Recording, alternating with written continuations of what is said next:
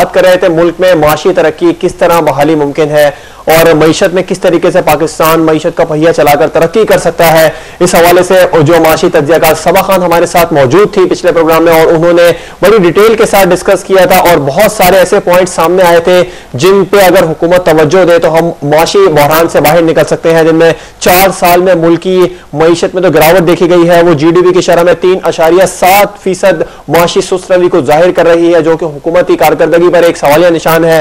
और जो अहम बात एक और सामने आई थी कि मुल्क में कर्जों का बोझ बढ़ता ही चला जा रहा है और इस कर्जों के बोझ को कम करने के लिए हुकूमत की जानिब से किसी भी किस्म के कोई इकदाम नहीं किए जा रहे हैं, चाहे ये कर्जे बैरूनी हो चाहे ये कर्जे अंदरूनी हो। रुपए की कदर में कमी की जा रही है, नोट मुसलसल छापे चले जा रहे हैं, लेकिन जिसकी वजह से मुल्क की करेंसी जो है वो डाउन होती चली जा रही, नीचे आ रही है। शरह सूद में ज्यादती और सनती पैदावार में कमी की जा रही है, सनतों को जो एनर्जी नहीं दी जाती है और खासतौर पर तवानाई का बहरान एक बहुत बड़ा सवालिया निशान इस हुकूमत के लिए रहा है। गुज़िश्ता 10-15 साल से पाकिस्तान में तवानाई का बहरान शिद्दत इख्तियार करता चला जा रहा है। हमारे डैम्स की लाइफ खत्म हो रही है, लेकिन तवानाई जो मंसूबे हैं उन पर, तवानाई पैदावारी मंसूबे हैं उन पर अमल दरामद नहीं किया जा रहा। अब तक हुकूमत की जानिब से भी किसी भी किस्म के सिर्फ दावे किए जा रहे हैं। और अब भी जो नए वजीर आजम राजा परवेज अशरफ आए हैं उन्होंने ये अहद किया है, चैलेंज किया है कि मैं इस बिजली के बहरान को खत्म करके ही दम लूंगा। उनसे अब सवाल पूछे जा रहे हैं कि क्या वो भी कोई नई तारीख देने जा रहे हैं। इस पर उन्होंने कहा है कि इस बार मैं तारीख नहीं दूंगा बल्कि खत्म करूंगा। और पाक भारत तिजारत का मुस्तकबिल इस हवाले से भी डिस्कस किया गया था। सबा खान ने आज भी हमें ज्वाइन किया है, उनसे अपनी जो डिस्कशन थी उसको वहीं से कंटिन्यू करते हैं जहां से हमने कल तोड़ा था। सबा खान, प्रोग्राम में एक बार फिर से खुशामदीद कहेंगे। बहुत शुक्रिया आपका। सबा, हमारी मईशत के लिए एक मुस्बत और अहम किरदार बैरून मुल्क पाकिस्तानी अदा कर रहे हैं और जिनके तरसीलात ज़र ने 1970 की दिहाई से अब तक मईशत को बहुत सपोर्ट किया है। क्या हुकूमत इस ट्रेंड को बरकरार रखने के लिए कोशिशें कर रही है? जी जवाब, ये आपने बिल्कुल ठीक कहा कि जो हमारे वर्कर्स रेमिटेंसेज हैं इसकी वजह से हमारी इकोनॉमी को बहुत ज़्यादा सपोर्ट मिलती रही है। और अगर अभी हम ये 11 महीने का डेटा देखते हैं इस फाइनेंशियल ईयर का, तो इसमें जो हमें रेमिटेंसेज आए हैं वो $12.1 बिलियन हैं। और अगर हम लास्ट ईयर से कंपेयर करें कि लास्ट ईयर 11 महीनों में कितने हमारे पास रेमिटेंसेज आए थे, तो 10.1 बिलियन डॉलर्स थे। तो इस तरह ये 19.5% का इसमें इजाफा हमें नजर आता है। इससे हम अगर पूरे लास्ट ईयर का देखेंगे, उस फाइनेंशियल ईयर में कितने रेमिटेंसेज हमें रिसीव हुए, तो 11.2 बिलियन डॉलर्स थे। और इस दफा एक्सपेक्ट किया जा रहा है, क्योंकि अब ये जून खत्म हो रहा है, कि अब कितना इस साल कंप्लीट हमें रेमिटेंसेस कितने रिसीव होंगे, तो वो 13 बिलियन डॉलर्स होंगे। तो हमारी इकोनॉमी को इसकी बहुत ज्यादा सपोर्ट है, बहुत ज्यादा हमारी लेबर बाहर गई है और इस लेबर फोर्स में इजाफा होता जा रहा है। इसके साथ साथ आप देखेंगे हमारे स्किल्ड पर्संस, डॉक्टर्स, इंजीनियर्स बहुत ज्यादा बैरून मुल्क जा चुके हैं और वो वहां से फॉरेन रेमिटेंसेस हमें भेजते हैं। इसके अलावा एक और पॉइंट भी है कि जब आपकी करेंसी डी वैल्यू हो रही होती है,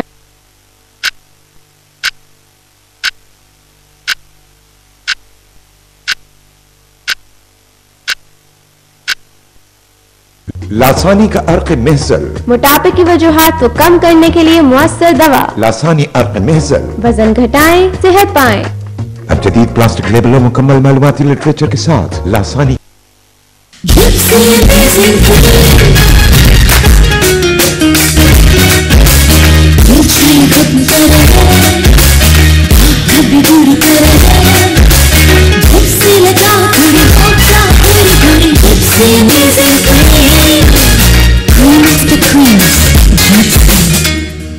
उस सूरत में भी आपके फॉरेन रेमिटेंसेस बढ़ जाते हैं। अब यहाँ पे हमने ये देखना है कि इस फॉरेन रेमिटेंसेस से हमारी इकोनॉमी को क्या क्या सपोर्ट मिलती है। सबसे पहले जिन फैमिलीज के लोग बाहर हैं, फैमिली मेंबर्स बाहर हैं, तकरीबन 7 लाख पाकिस्तानी फॉरेन कंट्रीज में काम कर रहे हैं। जब उनके पास रेमिटेंसेस आते हैं तो यहाँ पे एक सोशल डेवलपमेंट हमें नजर आती है। वहाँ पे उनका स्टैंडर्ड ऑफ लिविंग लोगों का बेहतर हो जाता है, बच्चों की हेल्थ और एजुकेशन पे बहुत ज़्यादा उनके इम्प्रूव हो जाती है, एक अच्छा स्टैंडर्ड सामने नजर आता है। उसके साथ साथ अगर हम इकोनॉमिक पॉइंट ऑफ व्यू से देखें तो यहाँ पे हमारे रिजर्व्स को बहुत ज़्यादा सपोर्ट मिलती है। इससे आपका जो करंट अकाउंट डेफिसिट है उसमें कमी आती है। अगर हमने कल बात की ट्रेड डेफिसिट पे, बहुत डिटेल से बात की थी, आप उस पर देखें कि 19.4 बिलियन डॉलर्स का हमारा ट्रेड डेफिसिट है और अगर आप यहाँ देखें जो हम रेमिटेंसेस एक्सपेक्ट कर रहे हैं कि 13 बिलियन डॉलर्स की हो जाएंगी और अभी तक 12 बिलियन डॉलर्स की हो चुकी हैं, तो इसने कितना ज्यादा इस इफेक्ट को खत्म कर दिया, ट्रेड डेफिसिट के इफेक्ट को। तो इस तरह आपकी इकोनॉमी में बहुत इंपॉर्टेंट रोल है रेमिटेंसेस का। अब यह है कि हुकूमत इसको लॉन्ग टर्म किस तरह लेके चल सकती है, उसके लिए हुकूमत को कुछ स्ट्रैटेजीज अपनानी पड़ेंगी। सबसे पहले यह कि हुकूमत ह्यूमन रिसोर्स पे जरा सी इन्वेस्टमेंट करे, कुछ अच्छी स्ट्रैटेजीज लाए कि हम अपने लोगों को जो हमारे रिसोर्सेज हैं उनको इम्प्रूव करें। यहाँ पे अगर हमारी लेबर बाहर जा रही है तो हम उनको पहले कुछ अर्सा टेक्निकल ट्रेनिंग दें। अगर वो वेल्डर भी हैं तो उनको उसकी भी ट्रेनिंग दी जाए ताकि वो एक अच्छे पैकेज पे और अच्छी स्किल्स के साथ बाहर जाएं और वहां जाके बेहतर इनकम कमाएं और उसका कुछ पोर्शन जो है वो पाकिस्तान में भेजें। इसके साथ ही आप देखेंगे प्रोफेशनल लोगों को भी हम ट्रेन कर सकते हैं, मजीद ट्रेनिंग दे सकते हैं। हमारे मुल्क में पैरामेडिकल स्टाफ है, उसकी क्रेडिबिलिटी मुल्क में भी अच्छी है, बहुत ही हार्ड वर्किंग है और पाकिस्तान से बाहर भी बहुत अच्छी क्रेडिबिलिटी समझी जाती है। हम अपने पैरामेडिकल स्टाफ को बाहर भेज सकते हैं। और सबसे बड़ी बात कि आजकल गल्फ कंट्रीज में इस्लामिक फाइनेंस, इस्लामिक बैंकिंग में बहुत ज्यादा ग्रोथ देखी जा रही है और इसी तरह पाकिस्तान में भी बहुत ज्यादा ग्रोथ देखी जा रही है इस्लामिक बैंकिंग में। एक सब्जेक्ट के तौर पर इसको यूनिवर्सिटीज में पढ़ाया जा रहा है। हमारे पास रिसर्च सेंटर्स हैं, यहाँ पे प्रॉपर रिसर्च हो रही है, कॉन्फ्रेंस होती हैं, वर्कशॉप्स होती हैं, सेमिनार्स होते हैं। हमें चाहिए कि गवर्नमेंट इसको ओन करे और यहाँ पे अपने जो हमारी यूथ है उनको इस्लामिक बैंकिंग की प्रॉपर ट्रेनिंग दी जाए, प्रॉपर एजुकेशन दी जाए और उनको हम एक्सपोर्ट करें और उसके थ्रू ये होगा कि हमारे रेमिटेंसेस में इजाफा होगा और ये एक लॉन्ग टर्म प्रोसेस होगा। क्योंकि अभी जब हम अपनी सोर्सेज ऑफ इनकम देखते हैं तो वो बहुत ही लिमिटेड है, हमें कर्जे भी वापस करने होते हैं तो हम अपने रिजर्व्स की तरफ देखते हैं, हमारे पास कोई और सोर्स ऑफ इनकम होती नहीं है, फॉरेन इन्वेस्टमेंट कम है। तो क्यों ना हम अपने ही लोगों को ट्रेन करें और अपने ही लोगों को एक्सपोर्ट करें जिनके थ्रू हमें बहुत अच्छी एक रेगुलर इनकम मिलती रहे। जी, अपने लोगों को तो ट्रेन किया ही नहीं जाता है हमारे यहाँ पे, यही सबसे बड़ा अलमिया है सबा, और कोई फैसिलिटेट भी नहीं किया जाता है। यहाँ पर लोग पढ़ते लिखते हैं और उसके बाद बैरून मुल्क चले जाते हैं, वहां पर काम करते हैं। खैर डिस्कशन को आगे बढ़ाते हैं। वफाकी बजट 2012-2013 में सरकारी इदारों की निष्कारी पर कोई बात नहीं की गई है। क्या हम अपने सरकारी इदारों को प्राइवेटाइज करके इन्हें ज्यादा इफेक्टिव नहीं बना सकते? बिल्कुल बना सकते हैं और सारी दुनिया में आपके जो बड़े इदारे हैं लाइक रेलवेज है या एयरलाइंस हैं, ये भी प्राइवेटाइज होते हैं, ये भी प्राइवेट कंपनीज के पास होते हैं और वो उसको बहुत अच्छा रन कर रहे होते हैं। अगर हम देखते हैं कि हमारे इदारे सही से नहीं चल रहे, इनएफिशिएंसी है, लॉसेस बहुत ज्यादा हैं, तो उसका एक बेहतरीन हल है कि इदारों का प्राइवेट प्रोजेक्शंस होंगी, वो उसके मुताबिक उसके ऑपरेशंस को रन करेगा और वहां पे प्रॉफिट भी कमाएगा, उसके लॉसेस को मिनिमाइज करेगा। लेकिन हमारे यहाँ आपको याद होगा 2006 में जब पाकिस्तान स्टील मिल का केस सामने आया तो बहुत ज्यादा उसमें रेपुटेशन खराब हो गई पाकिस्तान की और फॉरेन इन्वेस्टर जो है यहाँ पे बहुत शेकी नजर आया। उसके बाद इस तरीके से किसी बड़े इदारे की प्राइवेटाइजेशन सामने नहीं आई। तो यहाँ पे हम प्राइवेटाइज कर सकते हैं बड़े इदारों को। अभी मैं आपको रिसेंटली बताऊं कि इसी साल एक पूरा रोड मैप तैयार किया गया है। 8 सरकारी इदारों की प्राइवेटाइजेशन के लिए पूरा होमवर्क कंप्लीट है। इन इदारों में आपके पास एनर्जी सेक्टर और पावर सेक्टर की कंपनीज हैं और कुछ बैंक्स इंक्लूडेड हैं। उनकी प्राइवेटाइजेशन इस तरह की जाएगी कि पूरा एक रोड मैप तैयार किया गया, capital market transaction road map, जिसके अकॉर्डिंगली जनरल पब्लिक को आईपीओस के जरिए और एसपीओस के जरिए शेयर्स दिए जाएंगे। उसके बाद फॉरेन इन्वेस्टर्स के लिए ब्लॉक रखा गया है जो जीडीआरस के थ्रू उनको यहाँ पे ओनरशिप दी जाएगी और शेयर्स दिए जाएंगे। तो ये एक अच्छा प्रोसीजर है पूरा कि आप प्राइवेटाइज करें अपने इदारों को, स्टॉक एक्सचेंज के थ्रू करें और यहाँ पे अच्छा रेवेन्यू कैलकुलेट किया जा सकता है। जब इसकी पूरी फिजिबिलिटी बनी तो जो एक प्रोजेक्टेड प्रोसीड हमारे सामने आई वो $829 मिलियन की थी। अगर इन इदारों को हम प्राइवेटाइज करें स्टॉक एक्सचेंज के थ्रू तो $829 मिलियन हमें रिसीव हो सकते हैं। अब मैं यहाँ पे एक बात आपको ऐड कर दूं कि प्राइवेटाइजेशन कमीशन ऑर्डिनेंस 2000 में ये लिखा हुआ है कि जो भी प्राइवेटाइजेशन की प्रोसीड्स होंगी उसमें से जो 90% प्रोसीड है उससे आप अपना नेशनल डेट पे करेंगे, डेट रिटायरमेंट के लिए यूज होंगी और जो 10% उसका बच जाएगा वो पॉवर्टी एलिवेशन के लिए यूज होंगी, यानी गुर्बत के खात्मे के लिए इस्तेमाल किया जाएगा उसको। अब आप देखिए कि जो पूरा प्राइवेटाइजेशन का प्रोसेस होता है किसी भी एक इदारे का, उसमें उसको 2 से 3 साल लग जाते हैं प्रॉपर उसको कंप्लीट होने में। हमने जो IMF का कर्जा अदा करना है $7.6 बिलियन का जो हमारे ऊपर कर्जा है, हमने फाइनेंशियल ईयर 2014-15 तक जाके अदा करना है। हमारे पास भी अभी आगे इतने साल हैं। अगर ग्रेजुअली आप अपने इदारों को प्राइवेटाइज करें और उसकी जो प्रोसीड आए उससे अगर आप डेट रिटायरमेंट करते रहें तो इससे क्या होगा कि आपके रिजर्व्स पे, जो आपके फॉरेक्स रिजर्व्स हैं, उन पे प्रेशर कम होगा और हमारे पास कोई और सोर्स ऑफ इनकम होगी जिसके थ्रू आप ये डेट रिटायरमेंट कर सकते हैं। तो ये पाकिस्तान की इकोनॉमी के लिए बहुत बेहतर हो जाएगा। लेकिन इसी साल कॉर्पोरेट गवर्नेंस ऑर्डिनेंस जारी किया गया और उस पर finance minister doctor Abdul Hafeez Shaikh ने ये डिसाइड किया कि क्योंकि अब हम ये ऑर्डिनेंस लेके आ गए हैं तो हमें उम्मीद है कि इन इदारों की एफिशिएंसी बेहतर हो जाएगी, इसलिए प्राइवेटाइजेशन के सारे प्रोसेस को इन्होंने अभी डिले कर दिया और बजट में इसका कोई जिक्र नहीं किया गया। जी, अच्छा समा, क्या वजह है इसकी जो हम अपने इदारों को प्राइवेटाइज नहीं करते हैं? दुनिया भर में जो है वो दुनिया के तमाम जो तरक्की याफ्ता ममालिक हैं वहां पर डिफेंस के अलावा तकरीबन तमाम इदारे प्राइवेटाइज होते हैं, पाकिस्तान में ऐसा क्यों नहीं है?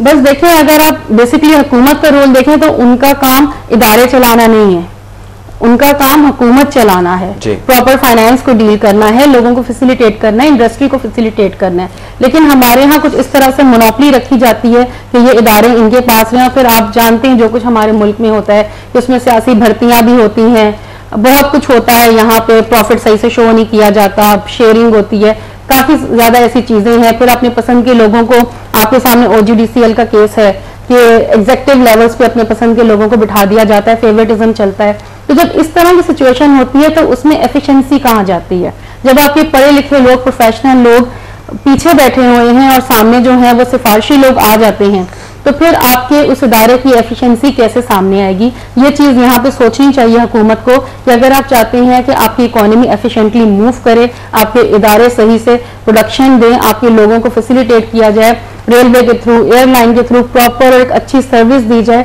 तो इन इदारों को प्राइवेटाइज कर देना चाहिए। इसका मतलब है माशी तरक्की की राह में जो सबसे बड़ी रुकावट है वो प्राइवेटाइजेशन ही। अगर हम इदारों को प्राइवेटाइज कर देते हैं तो उसके बाद एक बहुत बड़ी करप्शन का जो रास्ता है वो बंद हो जाएगा, फेवरेटिज्म बंद हो जाएगा। आप यही समझती हैं कि यही सबसे बड़ी रुकावट है? देखिए, ये बिल्कुल होगा, प्राइवेटाइजेशन के थ्रू ये होगा कि करप्शन भी खत्म हो जाएगी, फेवरेटिज्म भी खत्म हो जाएगा। लेकिन सबसे इंपॉर्टेंट चीज ये है कि प्राइवेटाइजेशन का जो प्रोसेस है उसमें करप्शन ना हो।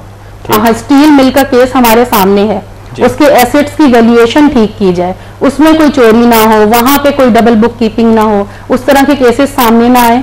ये फिर सारी दुनिया में आपके मुल्क की क्रेडिबिलिटी को खराब कर देते हैं। और इस वक्त जो हमारे मुल्क में लॉ एंड ऑर्डर की सिचुएशन है, बाहर से कोई फॉरेन इन्वेस्टर आपके मुल्क में नहीं आ रहा, तो इसलिए ये अगर आप अपनी लोकल कम्युनिटी के हवाले अपने इदारों को करना चाहते हैं या स्टॉक एक्सचेंज के थ्रू कुछ शेयर्स आप इस तरह से लॉन्च करना चाहते हैं, IPOs देना चाहते हैं, SPOs देना चाहते हैं, तो बेहतर है कि अपने इदारों को आहिस्ता आहिस्ता करके प्राइवेटाइज करें और उसकी मॉनिटरिंग और उसकी जो पेपर वर्क है, उसकी जो कैलकुलेशन है, वो बहुत ईमानदारी से और एफिशिएंटली की जाए। अभी आपने कहा कि कोई फॉरेन इन्वेस्टर पाकिस्तान में नहीं आ रहा है, बल्कि गैर मुल्की सरमायाकार जो है वो पाकिस्तान से जा रहे हैं, अपना सरमाया निकाल रहे हैं पाकिस्तान से। पाकिस्तान में इस जो गैर मुल्की सरमायाकारी है इसको मजीद कैसे बढ़ाया जा सकता है? जो इन्वेस्टर जा रहे हैं उनको रोका कैसे जा सकता है? देखिए, पहले तो मैं आपको ये बता दूं कि पाकिस्तान में फॉरेन इन्वेस्टमेंट पहले कितनी थी। अगर हम फाइनेंशियल ईयर 2007 में देखते हैं तो फॉरेन इन्वेस्टमेंट में एक साल के अंदर 37% का इजाफा देखा गया था। और अगर उसके बाद हम आज आके 2012 में देखते हैं तो 48% नेगेटिव ग्रोथ हमें नजर आ रही है। इतनी ज़्यादा फॉरेन डायरेक्ट इन्वेस्टमेंट जो है वो आपके मुल्क से जा चुकी है। इसके बाद आप देखिए आपकी कैपिटल मार्केट जहाँ पे फॉरेनर सबसे ज्यादा आता है, अगर आप चले जाएं 2007 में तो आपके पास जो इनफ्लो था, जो जिसको आप नेट इनफ्लो कहें, वो 1.8 बिलियन डॉलर्स था 2007 में। अगर आप उसको रुपीज में कन्वर्ट करते हैं तो 110 अरब रुपया बनता है, और ये हम रुपीज में कन्वर्ट कर रहे हैं 61 के रेट से। जिस वक्त 61 एक डॉलर जो था 61 रुपीज के बराबर था। अगर आप आज देखते हैं, अगर मैं आपको डेटा बताऊं, 1 जुलाई से लेके 28 जून तक इस फाइनेंशियल ईयर में 173 मिलियन डॉलर्स का आउटफ्लो हो चुका है आपकी मार्केट से, और जब आप इसको रुपीज में कन्वर्ट करते हैं तो वो 16.5 अरब रुपया बनता है। तो ये फॉरेन इन्वेस्टमेंट थी, पोर्टफोलियो इन्वेस्टमेंट थी जो आपके मुल्क से निकल गई। अब हम कहते हैं कि हम इसको किस तरह रिवाइव करें और हम इसको किस तरीके से वापस लेके आएं। देखिए, फॉरेन डायरेक्ट इन्वेस्टमेंट के लिए बहुत जरूरी है कि पहले आपका इंफ्रास्ट्रक्चर जो है वो स्ट्रांग होना चाहिए। हुकूमत को यहाँ इंफ्रास्ट्रक्चर बनाने पे बहुत ज़्यादा तवज्जो देनी चाहिए। ऑल्दो ये इनके टर्म का आखिरी साल चल रहा है, इलेक्शंस बहुत करीब हैं, लेकिन फिर भी इनको इंफ्रास्ट्रक्चर पे बहुत ज़्यादा जोर देना चाहिए और ये इसमें कुछ डेवलपमेंट करनी चाहिए। इसके साथ में एक फैक्ट है, वो मैं आपको बता दूं कि इलेक्शन ईयर है और दुनिया में किसी मुल्क में भी जब इलेक्शन ईयर होता है तो वहाँ पे फॉरेन इन्वेस्टमेंट कम आती है, वहाँ लोकल इन्वेस्टर ही काम करता है, फॉरेन इन्वेस्टर कम काम करता है। लेकिन अगर हम शॉर्ट टर्म अप्रोच को छोड़ के एक लॉन्ग टर्म अप्रोच पे जाके इंफ्रास्ट्रक्चर को अच्छा डेवलप करना शुरू कर दें तो हमारे पास ग्रेजुअली फॉरेन इन्वेस्टमेंट आना शुरू हो जाएगी। फिर एक और बहुत इंपॉर्टेंट चीज़ है लॉ एंड ऑर्डर की सिचुएशन। हमारे मुल्क में सबसे ज्यादा जो प्रॉब्लम आई, फॉरेन डायरेक्ट इन्वेस्टमेंट चली गई, पोर्टफोलियो इन्वेस्टमेंट चली गई, वो टारगेट किलिंग की वजह से चली गई, आए दिन धमाकों की वजह से चली गई। तो ये जो अमन अमान की सूरत हाल है, अगर हुकूमत इसको कंट्रोल कर लेती है तो फॉरेन डायरेक्ट इन्वेस्टमेंट भी हमारे मुल्क में आ जाएगी, पोर्टफोलियो इन्वेस्टमेंट भी आ जाएगी। 2011 में मैक्सिमम यहाँ से इन्वेस्टमेंट गई है और 2011 में कराची स्टॉक इंडेक्स ने 13 साल का कम तरीन वॉल्यूम रिकॉर्ड करवाया है। तो ये सारा इम्पैक्ट होता है कि जब आपके मुल्क के हालात अच्छे नहीं होते तो फिर किस तरीके से फॉरेन इन्वेस्टमेंट यहाँ से चली जाती है। तो हमें लॉन्ग टर्म अप्रोच के साथ इस पे काम करने की ज़रूरत है। इस पे तो काम करने की सख्त जरूरत है। महंगाई एक सबसे बड़ा जो अहम इशू है इस अवाम के लिए, अवाम की कमर तोड़ के रखती है इस महंगाई ने, और हुकूमत का दावा है कि हमने इस महंगाई पर कंट्रोल कर लिया है, जैसा कि हमेशा हुकूमतें करती आ रही हैं। आप इस पर क्या कहेंगी? आप बिल्कुल ठीक कह रहे हैं, इकोनॉमिक सर्वे में यही कहा गया और बजट तकरीर में भी डॉक्टर अब्दुल हफीज शेख ने इसी तरह कहा कि हमने 10.8% इन्फ्लेशन रेट है और हम इसको बहुत जल्दी सिंगल डिजिट पे भी लेके आ जाएंगे और ये लास्ट ईयर के मुकाबले में बहुत कम है। हम इससे बिल्कुल एग्री नहीं करते क्योंकि एक कॉमन पर्सन भी जानता है कि पिछले साल से लेके अब तक चीज़ें कितनी महंगी हो गई हैं। 2 साल पहले चीज़ों के क्या रेट थे और अब चीज़ों के क्या रेट हो गए हैं। मैं आपको पहले ये बता दूं कि सीपीआई इंडेक्स जो है, कंज्यूमर प्राइस इंडेक्स, इसको आप कैलकुलेट कैसे करते हैं। इसको 35 शहरों में 374 कमोडिटीज हैं, 374 कमोडिटीज हैं, उनकी प्राइस को एनालाइज किया जाता है, उसको कंपेयर किया जाता है और इस बास्केट की बेस पे फिर सीपीआई कैलकुलेट किया जाता है।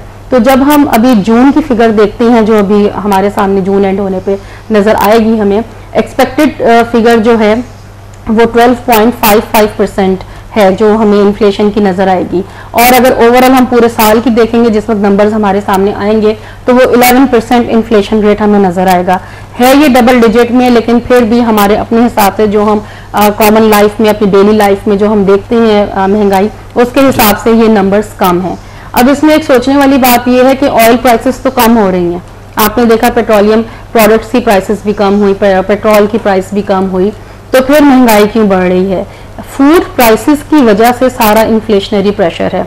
ऑल्दो ऑयल प्राइसेस कम हो गई लेकिन फूड इन्फ्लेशन इतनी ज्यादा बढ़ चुकी है जिसकी वजह से हमें हर तरफ महंगाई नजर आती है। और अब वैसे भी आप देखें कि अब रमजान आने वाला है, माशाल्लाह हम सब मुसलमान हैं और हम रमजान का इस्तकबाल हमेशा इस तरीके से करते हैं कि हर चीज की कीमत बढ़ा देते हैं। अब अभी से देखें फलों की कीमत कहाँ चली गई है, शुगर की कीमत बढ़ती जाएगी, शरबत की कीमत बढ़ती जाएगी, तेल बढ़ता जाएगा, बेसन बढ़ता जाएगा, वो सारी चीजें जो रोजादार इस्तेमाल करते हैं अफ्तारी में, उन सब की चीजें बढ़ जाएंगी। तो हम इस तरह से रमजान को वेलकम किया करते हैं। हमारे यहाँ एक प्रॉब्लम ये है कि चेक्स भी कोई नहीं है, इन्फ्लेशन के ऊपर कोई चेक नहीं है, एरिया वाइज अलग अलग महंगाई है जगहों पे, कोई जितनी मर्जी कीमत कर दे उसको आके कोई चेक।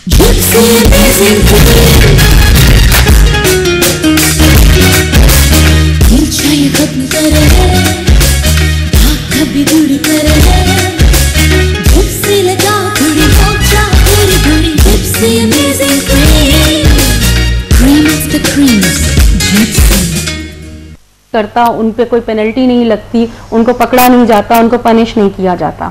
अब ये जो हमारे फाइनेंस मिनिस्टर साहब कहते हैं कि जी इन्फ्लेशन को हम कम कर देंगे और सिंगल डिजिट पे ले आएंगे, ये अभी होता नजर नहीं आता क्योंकि जब हम अपने मैक्रो इकोनॉमिक फैक्टर्स देखते हैं, आप देखें हमारी करेंसी डीवैल्यू हुई है और अभी आगे साल में भी इसके ऊपर प्रेशर रहेगा क्योंकि अगले साल भी हमने 4 अरब डॉलर्स की पेमेंट करनी है आईएमएफ को, उसकी वजह से हमारे रिजर्व्स पे प्रेशर रहेगा और जब आपके रिजर्व्स पे प्रेशर रहेगा आपने डेट रिटायरमेंट करनी होगी, रुपये डीवैल्यू होगा और रुपये के डीवैल्यू होने से महंगाई बढ़ती है।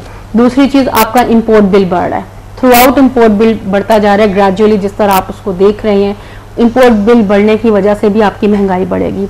आपका इंटरेस्ट रेट 12% पे है, जब डिस्काउंट रेट आपका डबल डिजिट में होगा आपकी इंडस्ट्रीज नए प्रोजेक्ट्स नहीं लगाएंगी, जब नए प्रोजेक्ट्स नहीं लगाएंगी और उसी इंटरेस्ट रेट पे वो काम करेंगी जो उन्होंने ऑलरेडी लोन लिए हुए हैं, उसकी वजह से उनकी कॉस्ट ऑफ प्रोडक्शन ज़्यादा रहेगी। कॉस्ट ऑफ प्रोडक्शन ज़्यादा रहेगी तो जो प्रोडक्ट मार्केट में आएगा उसकी कीमत भी ज़्यादा होगी।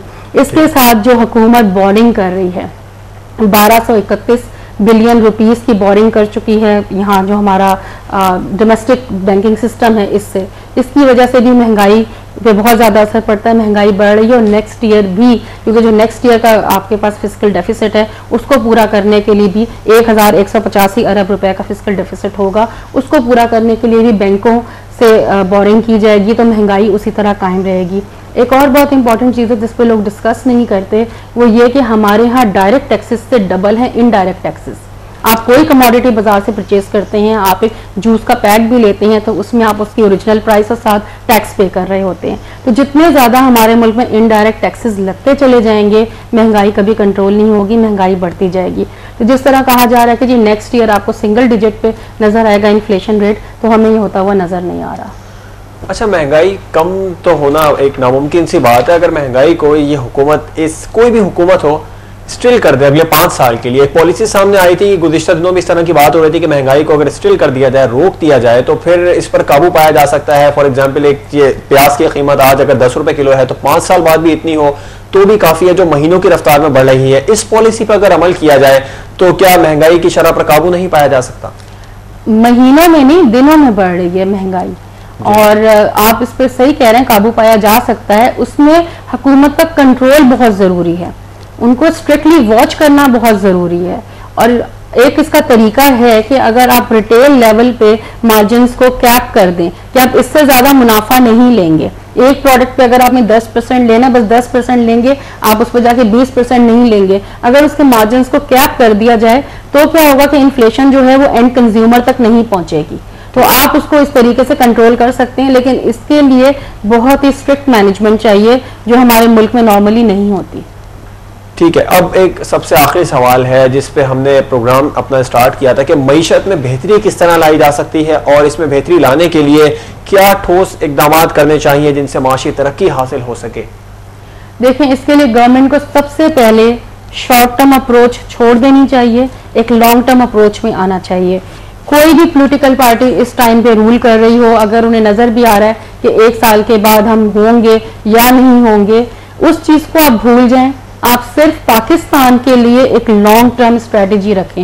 हुकूमतें तो आती जाती रहती हैं, लेकिन आपका मुल्क चलना चाहिए, आपके मुल्क की इकोनॉमी चलनी चाहिए। तो आज आप एक ऐसा इंफ्रास्ट्रक्चर बना दें जो लॉन्ग टर्म के लिए हो। हुकूमत पे को 2 चीज़ों पे सबसे पहले जोर देना चाहिए, एक आपका बेसिक इंफ्रास्ट्रक्चर उसको डेवलप करना चाहिए, दूसरा इंटरेस्ट रेट को कम कर देना चाहिए।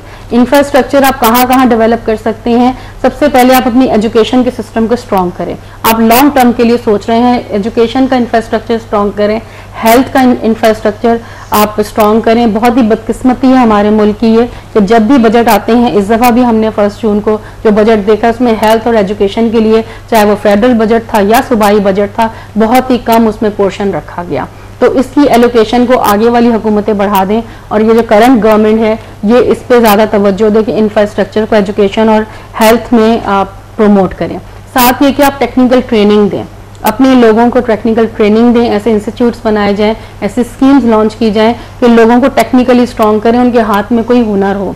फिर दूसरी चीज़ जो मैंने आपको कहा सबसे ज़्यादा फोकस करना चाहिए इंटरेस्ट रेट पे। इंटरेस्ट रेट को आप कमी करें तो आप यहाँ पे अपनी इंडस्ट्रियल ग्रोथ को रिवाइव कर सकते हैं। अब आप ये देखें, अगर आपने ये दोनों स्टेप्स कर दिए और गवर्नमेंट आगे आके फ्रंट पे आके अपना एक कोई प्रोजेक्ट लेकर आती है तो उसमें आपका प्राइवेट सेक्टर भी शामिल हो जाएगा। गवर्नमेंट स्पेंडिंग से हमेशा प्राइवेट सेक्टर बहुत एक्टिव हो जाता है। इसकी एग्जांपल मैं आपको इस तरीके से देती हूँ कि जिस तरह हमने ये फेडरल बजट देखा, 873 बिलियन रुपीस की एलोकेशन की गई है पब्लिक डेवलपमेंट प्रोजेक्ट्स के लिए।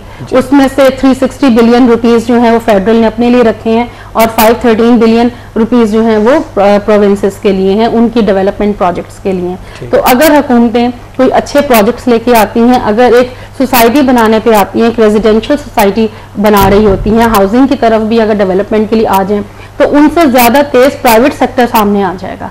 और एक कंस्ट्रक्शन सेक्टर के साथ बेशुमार इंडस्ट्रीज इन्वॉल्व होती हैं। तो आप देखिए आहिस्ता आहिस्ता क्या होगा कि यहाँ पे एम्प्लॉयमेंट भी जनरेट हो जाएगी, कोई नया प्रोजेक्ट भी सामने आ जाएगा और कितनी इंडस्ट्रीज ग्रो करेंगी, उन्हें काम करने का मौका मिल जाएगा और इस तरह उनकी जो ग्रोथ है, जो उनकी रफ्तार है वो तेज हो जाएगी। इस तरह आपको सबसे पहले इंटरेस्ट रेट कम करना है और इंफ्रास्ट्रक्चर डेवलपमेंट पे बात करनी है।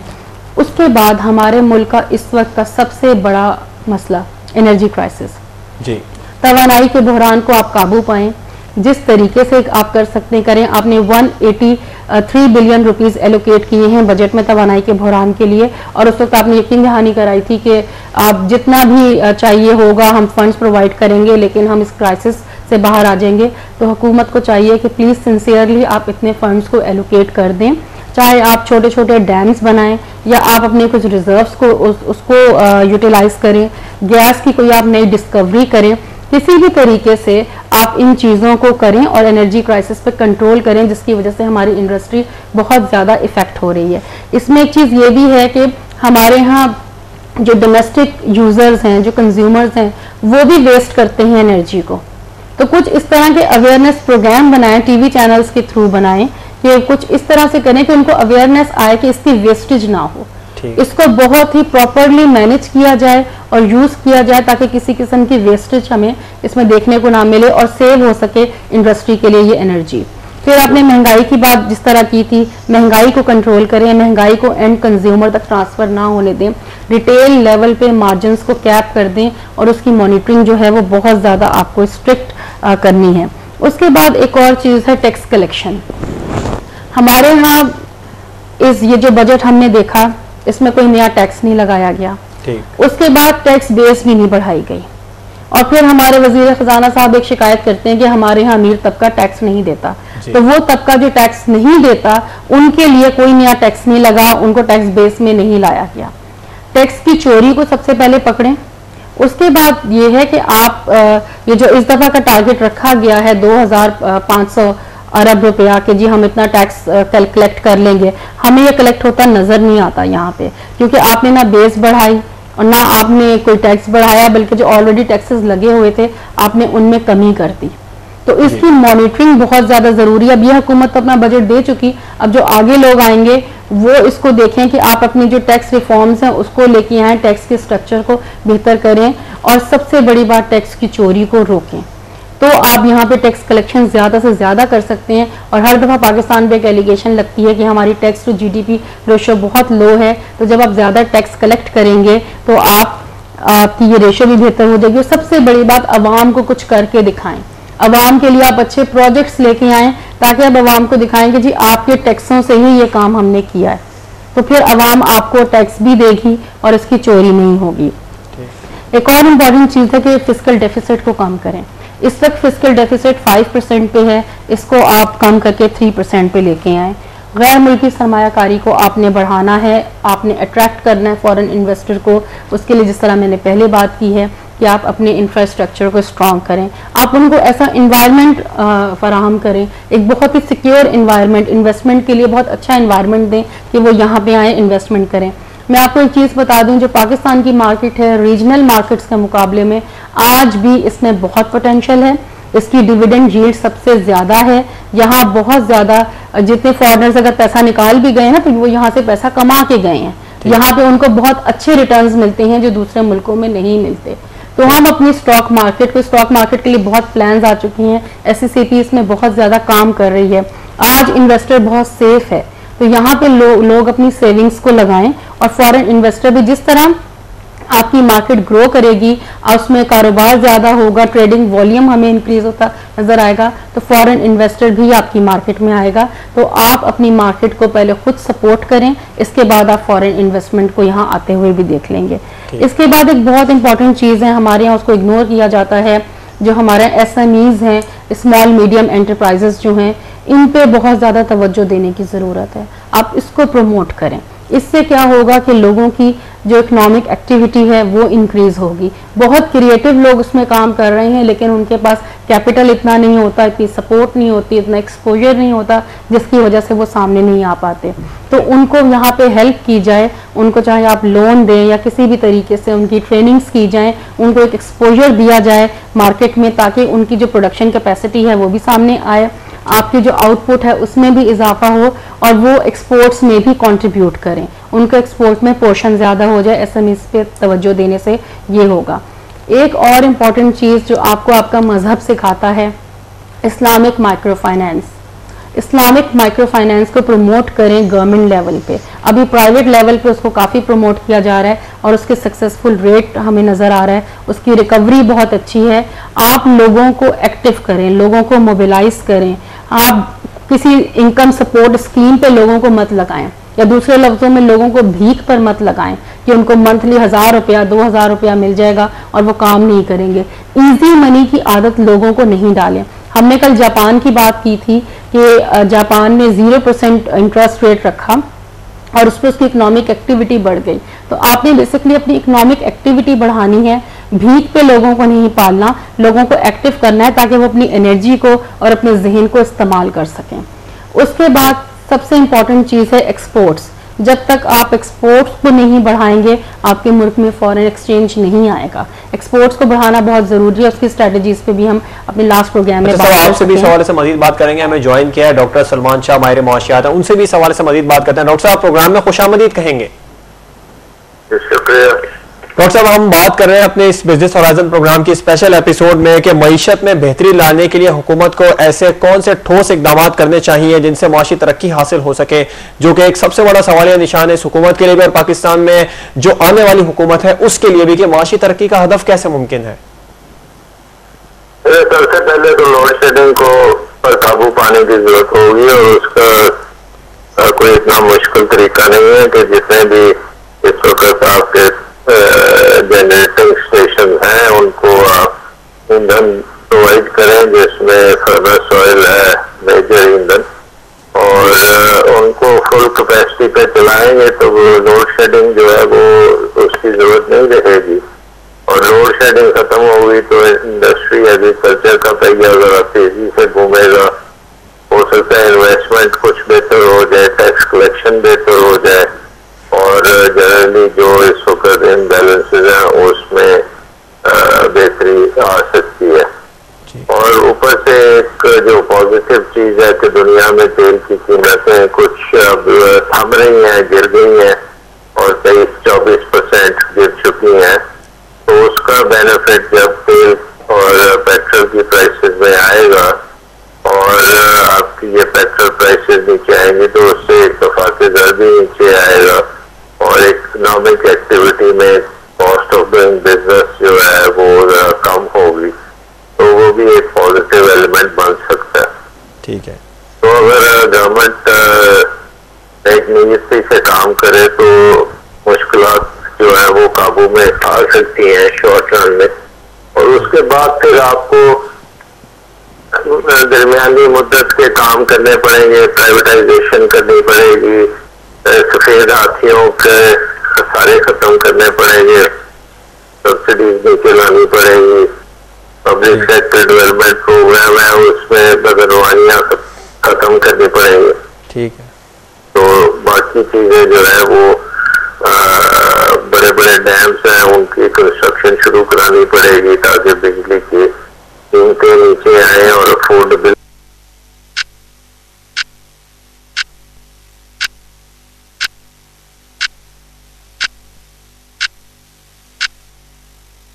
लासानी का अर्क महजल, मोटापे की वजूहात को कम करने के लिए मुअस्सर दवा। लासानी अर्क महजल, वजन घटाएं, सेहत पाएं।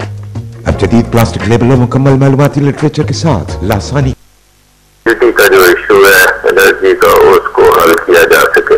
ठीक है, बहुत बहुत शुक्रिया डॉक्टर साहब प्रोग्राम में गुफ्तगू करने के लिए। डॉक्टर सलमान शाह माहिर मुआशियात गुफ्तगू करते हैं। सबा जैसा कि आपने देखा उन्होंने भी इन्हीं तमाम पॉइंट्स को उठाया है कि लोड शेडिंग पर काबू पा लिया जाए, बड़े बड़े डैम्स बनाए जाए ताकि एनर्जी क्राइसिस से बाहर निकला जा सके और सफेद हाथियों से उनको पकड़ा जाए ताकि मुल्क में बदउनवानी खत्म हो सके। आप भी इसी हवाले से बात कर रही थी, प्रोग्राम को वाइंड अप करना चाहेंगे, आप मजीद क्या कहना चाहेंगे कि मुल्क की तरक्की में माशी तरक्की किस तरह हासिल की जा सकती है? बस अब क्योंकि प्रोग्राम आप कह रहे हैं कि टाइम कम है, यहाँ पे हमने क्लोजिंग करनी है, सिर्फ ये चीज कहना चाहती हूँ हुकूमत को 1 पॉइंट एजेंडा रखना चाहिए, इंडस्ट्री प्रमोशन। इंडस्ट्री को प्रमोट करें, उसके जो इश्यूज हैं वो एनर्जी का है, इंटरेस्ट रेट का है, जो भी है उसके इश्यूज को आप जो है ख़त्म करें और आपका फोकस जो है सिर्फ इंडस्ट्री को प्रमोट करने पे होना चाहिए। उसके बाद आप देखिए कि आपकी इकोनॉमी किस तरीके से ग्रो करती है। अगर इंडस्ट्री को प्रमोट हम करें और हम इकोनॉमी को, अपने GDP को 5% पे ले आए और इस 5% पे हम उसको अगले 3 साल तक मेंटेन कर लें, तो फिर आप उसमें पाकिस्तान की स्टेबिलिटी देखिएगा, इसकी क्रेडिबिलिटी देखिएगा और देखिएगा हमारा मुल्क किस तरह तरक्की करता है।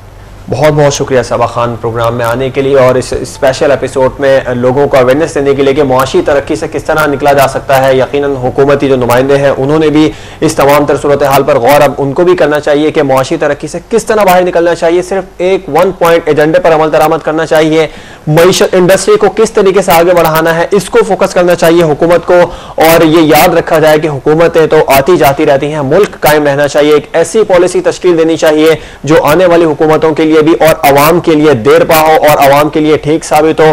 कोई ऐसी पॉलिसी अपनानी चाहिए जिसका मुस्बत रद्द-ए-अमल सामने आए, ना कि मनफी रद्द-ए-अमल सामने आए और मुल्क चलता रहे। ये मुल्क है तो हम सब हैं। बिजनेस और आयदन से आज तक के लिए इतना ही, इजाजत दीजिए। अल्लाह हाफिज।